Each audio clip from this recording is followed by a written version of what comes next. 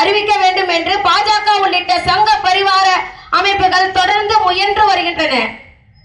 இந்திய மத சார்பு கொண்ட நாடாக மாற்றப்பட்ட சிறுபான்மை மதங்களை சேர்ந்தவர்களின் உரிமைகள் மட்டுமல்ல, ஒட்டுமொத்த மக்களின் அடிப்படை உரிமைகள் யாவும் பறிப்பு போய்விடும்.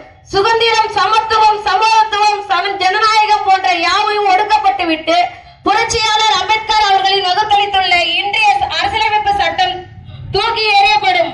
மனுவாத ஆட்சி மீண்டும் நிறுவப்படும். இந்தியா என்ற பிறப்பின் அடிப்படையிலான உயர்வு தாழ்வு என்னும் பாகுபாடுகள் மலிந்த மதம் சார்ந்த இந்துத்துவ பாசிச நாடாக நிலைப்படுத்தப்படும்.